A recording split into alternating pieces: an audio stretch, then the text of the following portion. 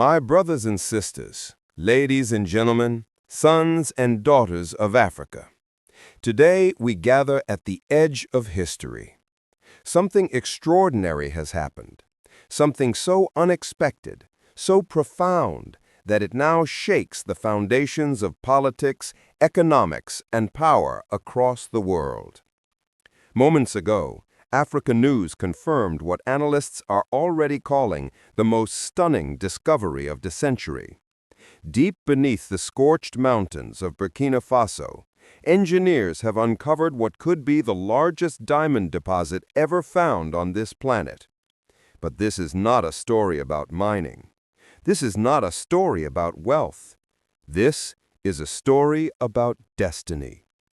Because what lies beneath the ground of Burkina Faso is not only crystal and carbon, it is history.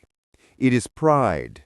It is proof that Africa's time, long delayed, long denied, has come again. It began quietly, far from the spotlight. September 7th, 2025. A small team of local engineers working alongside Chinese specialists set out for a simple gold exploration mission in the Central Highlands. The goal was routine. The day was ordinary, until the Earth spoke. Their drones scanned the rock of the long-dormant Somgandé volcano. At first, the data made no sense. Strange patterns, irregular density readings. Their monitors flashed with shapes that seemed impossible. They thought it was an error, a fault in the sensors. But then, satellite scans confirmed it. The readings were real. Beneath the volcano lay enormous diamond clusters, dense and pure beyond imagination. Within hours, the message reached Ouagadougou. Helicopters rose into the hot Sahel air, carrying scientists, soldiers, and observers. And when they arrived, they saw it. Layer upon layer of crystallized carbon, shimmering in the dark volcanic rock, stretching for miles beneath the surface. A lattice of light, forged by pressure and time over millions of years. It was unlike anything humankind had ever seen. That night, the story broke across Africa. Africa News called it a defining moment for a new Africa. Analysts compared it to the discovery of oil in Saudi Arabia. But in Burkina Faso, it meant something deeper. President Ibrahim Traoré appeared before the nation, his face calm, his voice firm, his eyes bright with pride. He said, "What we have discovered today is not a gift of nature. It is a test of our unity. It is a measure of our strength." Across the nation, the streets erupted in celebration.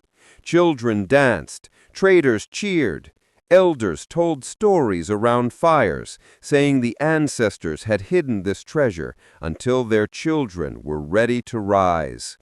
For once, the headlines were not about poverty, or coups, or hunger. They were about hope. But hope always attracts attention. Far beyond the borders of Africa, powerful men sat up in their chairs. In Washington, advisors called it a strategic earthquake. In Paris, whispers filled the halls of old colonial institutions. In Beijing, smiling anchors celebrated African-Chinese cooperation. In Moscow, analysts hailed it as the dawn of a new world.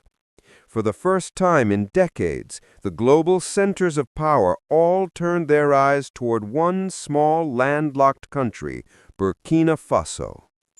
And behind those eyes, there was both admiration and fear. In the capital, President Traoré met with his ministers. The room was tense, but alive with purpose. He spoke with the weight of a man who knew history had placed a burden on his shoulders. "This discovery," he said, "is not the end of our struggle. It is the beginning of our responsibility. The diamond is not ours to sell, it is ours to protect." The government acted quickly. Helicopters secured the volcano. Drones patrolled the skies. The site became sacred ground, not of religion, but of sovereignty. Across the countryside, elders prayed. Farmers gathered at dawn to thank the earth. Some said the volcano had never been asleep.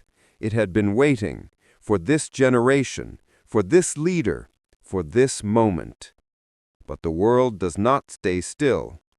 Within days, the global powers began to move.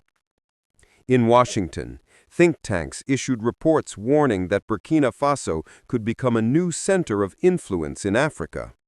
In Paris, commentators spoke of losing their last hold on the continent. In Beijing, ministers offered partnership. In Moscow, strategists spoke of solidarity. Every nation saw something different in the same mountain. Some saw opportunity. Others saw threat. But Ibrahim Traoré saw something deeper, the awakening of a continent. Across Burkina Faso, something changed. For decades, the people had fought for survival. Now they were fighting for purpose. Teachers told their students, "Your land is rich, your spirit richer."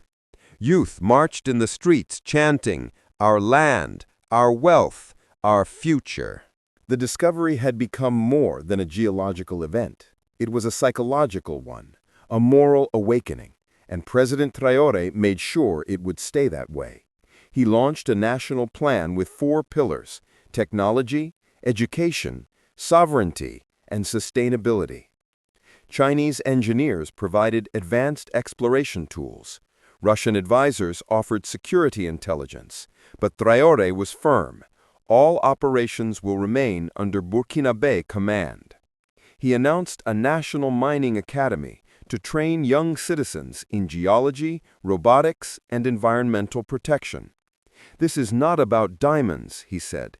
"This is about knowledge. Knowledge is the true wealth of a free nation." But destiny was not finished. As deeper scans were conducted beneath Somgandé, sensors picked up another anomaly, something even more remarkable.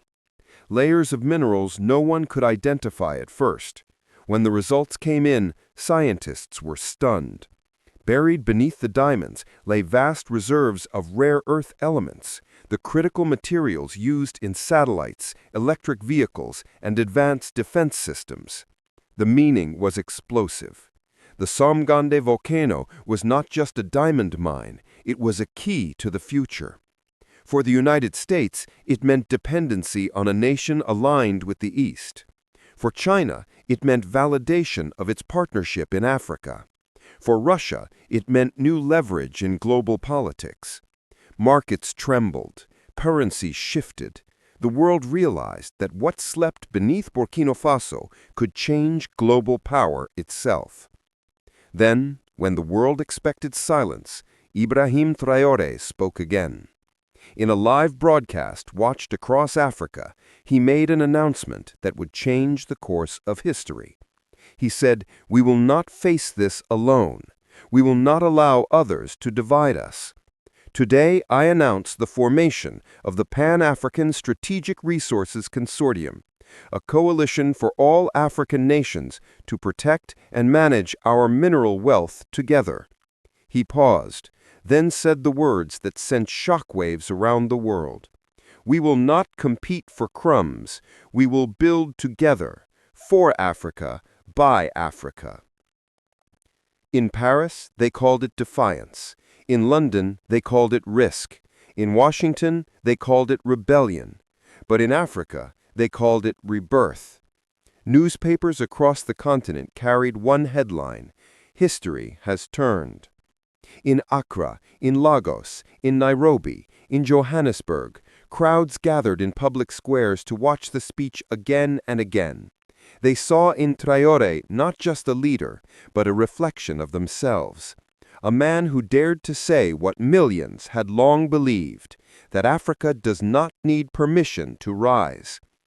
From that day, Burkina Faso was no longer a small landlocked country. It was the beating heart of an awakening continent, a symbol of dignity, of self-determination, of purpose reborn. Children learned new songs about the volcano that held their future. Farmers spoke of dignity restored. Mothers whispered to their sons, "Freedom is no longer a dream, it is a promise." And across the red earth, that promise took root. The world watched in silence, some with hope, some with fear. In Washington, advisors argued, was Traoré a visionary or a threat? In Paris, diplomats whispered, had France finally lost Africa? In Moscow, they called him a hero. In Beijing, they called him a partner. But in Ouagadougou, the people called him one word, leader. And through all the noise, Traoré stood unmoved. He knew what this moment meant. He knew what history demanded. He said, if we lose control of this, we lose our independence. But if we stand together, no power on earth can move us. And so the Somgandé volcano no longer sleeps. It burns again, not with fire, but with purpose. From its depths, a new Africa rises, an Africa that no longer asks to be seen, an Africa that speaks for itself, an Africa that stands tall. The diamond that once symbolized greed now shines as a light of unity. It is not a gem to be sold, it is a message to the world.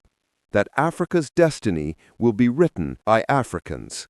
That no empire, no corporation, no power can dictate its future. And so, as this new chapter begins, the words of President Ibrahim Traoré echo across the continent. We do not ask for permission to be free. We have stood up to claim it. May the world hear that voice. May Africa remember that day. And may God bless Burkina Faso. May God bless Africa.